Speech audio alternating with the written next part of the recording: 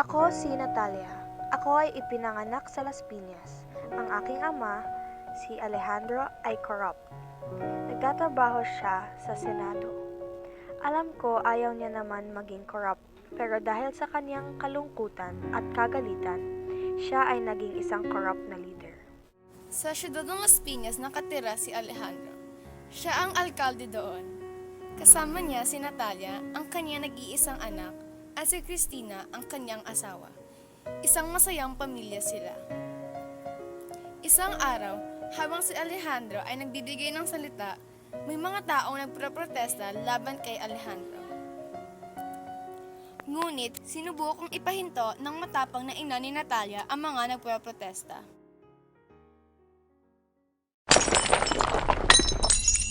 Walang iya ka! Masamang alkalde! Mas may tao ka! Dapat iboto yung isa! Christina! Anong gagawin natin? Hindi ko kaya ihinto. Ako munang bahala dito, mahal.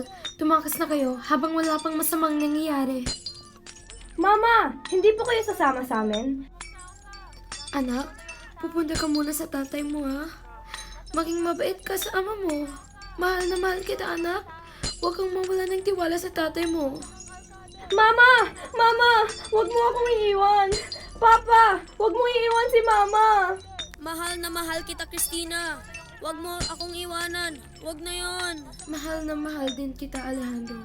Pero kailangan kitong gawin. Sige, magmadali na kayo. Habang may oras pa. Dadating naman ng mga pulisya eh. Pumasok si Natalia at si Alejandro sa kotse at umalis sa puntang Cavite habang naiiwan si Cristina, ang nanay ni Natalia. Walang iya ka! Huminahon muna kayo. Masamang alkalde! Nagpapatawad ako. Mas tao ka! Hindi naman Dapat masama iboto na sa yung ulo isa! ko.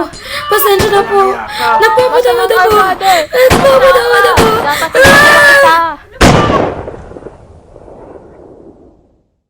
Lumipas na ang 5 taon, noong araw na yon, namatay ang ina ni Natalia. At sa pagkamatay ni Cristina, nagbago ang lahat. Dahil dito, nagalit ng todo si Alejandro at dito nagsimula ang kanilang pagbabago. Hindi na siya kinikilala ni Natalia bilang kanyang ama.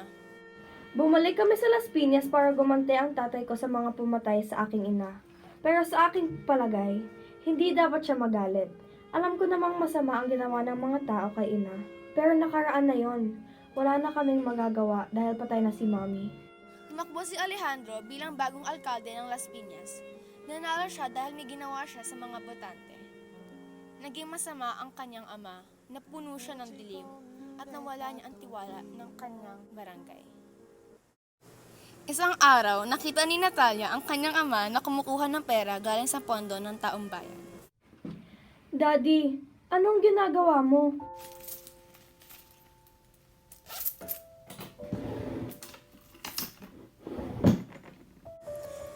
Wala anak. Binibilang ko lang kung sakto ang pondo para sa taong bayan. Tinako ni Alejandro ang pera na nakuha niya. Pero sa paningin ni Natalia, nakita niya ang pagkaging korap ng kanyang ama. Isang araw, Daddy, lalabas lang ako ah! Sige, basta sandali lang ha. Lumalakad si Natalia papunta sa malapit na plaza. Habang siya'y naglalakad, nakabangga siya ng isang tao. Ay, pasensya na po! Napatingin si Natalia sa binata. Nabighani siya sa kagwapuhan niya.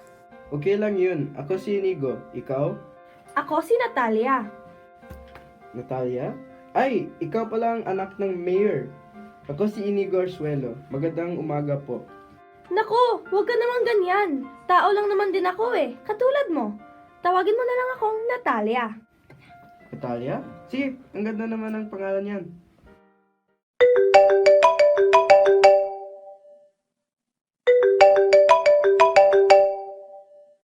Ay, pasensya na. Pero kailangan ko nang umalis.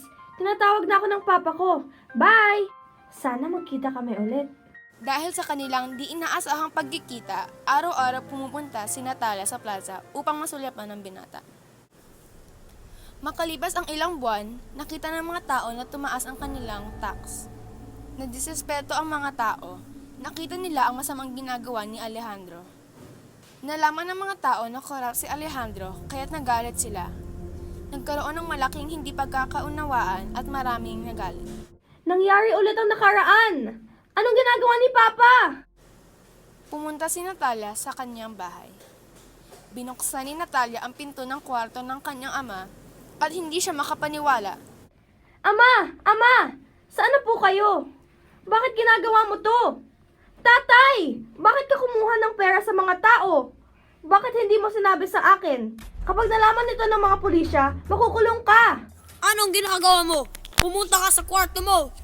Tatay, alam ko namang corrupt ka. Pero bakit mo to ginagawa? Di mo ba ako mahal? Bilang inyong anak? Malis ka na dito! Hindi kita kailangan! Ano bang ginagawa ko sa'yo? Bakit mo to ginagawa? Dahil kay Mama? Paano ako? Hindi kasi Christina. Ginagawa ko to para sa kanya. Wala akong pakialam sa'yo. Bakit ka ganito? Bakit? Ha? May tao ka bang nakilala at minahal? Oo, may mahal ako. At mahal na mahal ko siya. Kahit hindi mo ako pansinin, ako pa rin ang anak mo. Ihinto mo na yan! Hindi kasi Christina. Alam ko! Ako si Natalia. Patay na si Mama. Hindi na siya babalik. Tatay, ito ba talagang gusto ni Mama para sa atin? Pamilya pa rin tayo. Huwag kang mahulog sa malupit na pamahalan. Bitawan mo na si Mama. Hindi ka corrupt. Alam mo yun! Umiiyak si Natalia pagkatapos na pag-aaway ng kanyang ama. Naisipan na lumabas upang magpahangin. Nang lumabas siya, nakita niya si Inigo kasama ang mga nagproprotesta. Siya pala ang namumuno sa mga nagproprotesta at nung nakita niya si Inigo, natigil ang pag-iyak ni Natalia at siya ay napangiti. Sa wakas, nakita na rin kita. Hindi mo alam kung gaano kita kamahal. Kahit isang buwan pa lang tayo nagkakakilala. Ngayon, alam na nila ang kanilang nararamdaman para sa isa't isa. Inigo! Nagpapatawad ako. Gawin mo ang lahat para mahinto mo ang mga tao na nandito. Nagmamakaawa ako sa iyo. Please, nagpalit na si Ama. Hindi na siya corrupt. Gagawin ko ang lahat para mag-iba ang kanyang isip. Basta, please, ihinto mo na to. Mahal na mahal kita at ang inyong sinabi ay aking gagawin. Natalia, anong ginagawa mo? Sinusubukan kong gawin ang ginawa ni Mama noon. Kapag wala kang magawa, edi ako na lang magsasakripisyo. Anak, wag mo tong gawin. Pasensya na talaga. Mahal kita, Papa.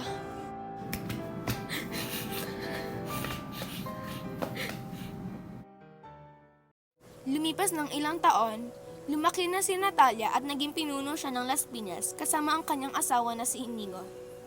Pinatawad na ni Natalia ang kanyang ama at tinanggap ng kanyang ama na makulong. Pinuri sila ng mga tao dahil sa kanilang kagalingan. Dahil kay Natalia at kay Inigo, naging magandang lugar ang Las Piñas.